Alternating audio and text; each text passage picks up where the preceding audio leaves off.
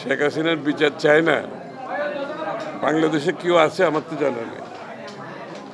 এবং বিচারিক প্রক্রিয়া তো সেটা তো আইনি প্রক্রিয়া, সেটা তো চলতেই থাকবে, তাই না? তো শেখ হাসিনার বিচার সরকার আসুক, আরো সরকার পরিবর্তনের সাথে বিচারিক প্রক্রিয়ার তো কোনো সম্পর্ক নেই। বিচারিক প্রক্রিয়া হচ্ছে আমরা আইনের শাসনে যদি বিশ্বাস করি, তো বিচারিক প্রক্রিয়া চলতেই আছে এবং চলবে। সেটা শেখ হাসিনার শাস্তি এখনও হবে, তখনও হবে, তারপরেও হবে। শেখ হাসিনার যতগুলো মামলা আছে, এগুলো তো অনেকগুলো মামলা আছে, এবং এগুলো বিচারিক প্রক্রিয়ার মাধ্যমে একটার পর একটা সমাধান হতেই থাকবে। সুতরাং বিচারিক প্রক্রিয়ার সাথে নির্বাচনের কোনো সম্পর্ক নেই।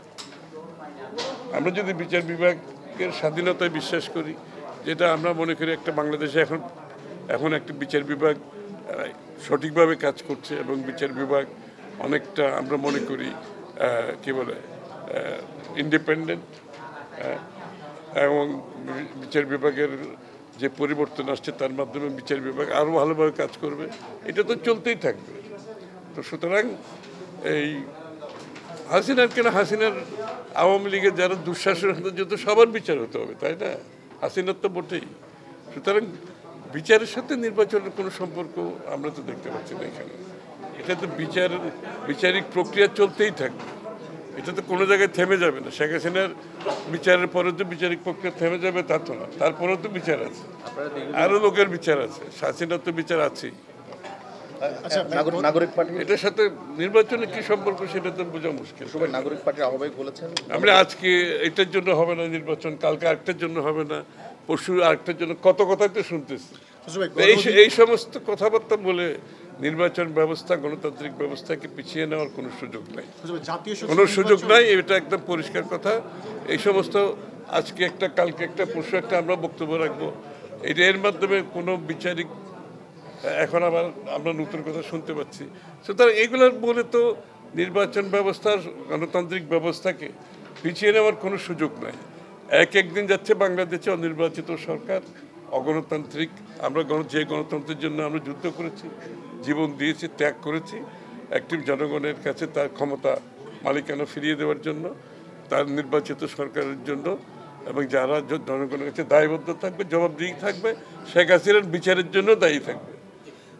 যারা নির্বাচিত হবে তারা শেখ হাসিনার বিচারের জন্য তো দায়ী থাকবে। সুতরাং এই দায়বদ্ধতা থেকে কোনো কেউ বাদ যাবে না। এই জন্য আমরা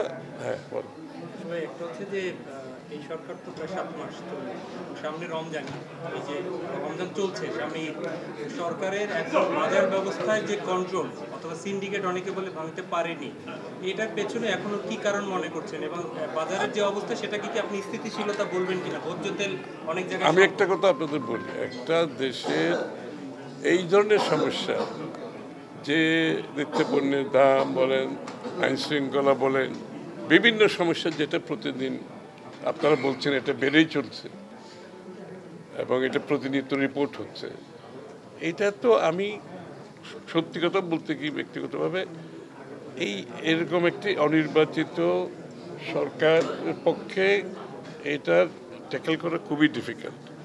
এখানে এই সমস্যাগুলো সমাধান করতে গেলে আপনাকে জনগণের সমর্থন নিয়ে আপনাকে একটা দল ক্ষমতায় থাকতে হবে, জনগণের অর্থাৎ রিপ্রেজেন্টেটিভ ক্যারেক্টার থাকতে হবে এর মধ্যে, অর্থাৎ জনগণের কাছে দায়বদ্ধতা জবাবদিহি থাকতে হবে। অর্থাৎ আপনার জনগণ, একটা অ্যাডমিনিস্ট্রেশন চলে কীভাবে একটা গণতান্ত্রিক প্রক্রিয়াতে, এটা চলে একটি নির্বাচিত সরকার যখন আসে তার সে জনসমর্থন নিয়ে আসে, এবং সেই জনসমর্থন, পলিটিক্যাল ওয়েট, পলিটিক্যাল মাইট, পলিটিক্যাল মাসেল দেশ পরিচালনার একটি অংশ। কিন্তু এখানে খালি আইনশৃঙ্খলা বাহিনী আর সরকারি কর্মকর্তারা দেশ চালায় না, দেশ পরিচালনার পেছনে মূল শক্তি হচ্ছে জনসমর্থন পুষ্ট একটি সরকার যখন ক্ষমতায় থাকে, এবং তারা যে সিদ্ধান্তগুলো নিতে পারবে, তারা তাদের দৈনন্দিন জীবনে মানুষের কাছে যে জবাবদিহিতা, তাদের এমপিরা বলেন, তাদের দলীয় নেতাকর্মীরা দৈনন্দিন জীবনে তাদেরকে জবাবদিহিতা করতে হয়, এবং তারা জনগণের ফিডব্যাক পাচ্ছে। সুতরাং জনসমর্থন পুষ্ট সরকার ব্যতীত, political weight, political muscle, political সমর্থন ছাড়া আপনি এই সমস্ত সমস্যার সমাধান করা খুবই কঠিন। সুতরাং আমাদেরকে এই জন্যই প্রশ্নটা আসছে যে যত তাড়াতাড়ি সম্ভব একটা নির্বাচিত সরকারের অধীনে আপনার যে গণতান্ত্রিক প্রক্রিয়া যখন চালিত হবে, তখন এই সরকার যখন জনগণের কাছে দৈনন্দিন জীবনে জবাবদিহি থাকবে, আপনার দায়বদ্ধ থাকবে। এই জন্যই বিষয়টা কিন্তু নির্বাচনের বিষয়টা বারবার উঠে আসছে এবং এ থেকে প্রতিনিয়ত পিছিয়ে দিয়ে আপনার এক একটা দিন যাচ্ছে, তো আপনার কত 7-8 মাস তো হয়ে গেল, এখন কত 8 মাস চলে যাচ্ছে।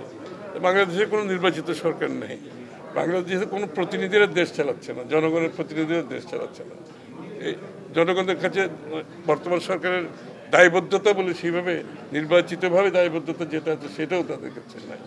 সুতরাং এখানে জনসমর্থন পুষ্ট সরকারের যে শক্তি, যে যে ওয়েট থাকে, যে যে পলিটিক্যাল ওয়েট থাকে, এটা ব্যতীত আপনি সফলভাবে আপনি এটা সমাধান করতে পারবেন না। কারণ আপনাকে short term, mid term, long term policy নিতে হবে। এগুলো কিন্তু কালকে একদিনের সমাধান না, কিন্তু এগুলো short term, mid term, long term সমাধান দিতে হবে। এই জন্য আপনি একটি নির্বাচিত জনগণের সমর্থন পুষ্ট একটি সরকার থাকলে এই সমস্ত কাজ করতে সরকারের যে যে শক্তি থাকে পেছনে, সেটা কাজ করছে না।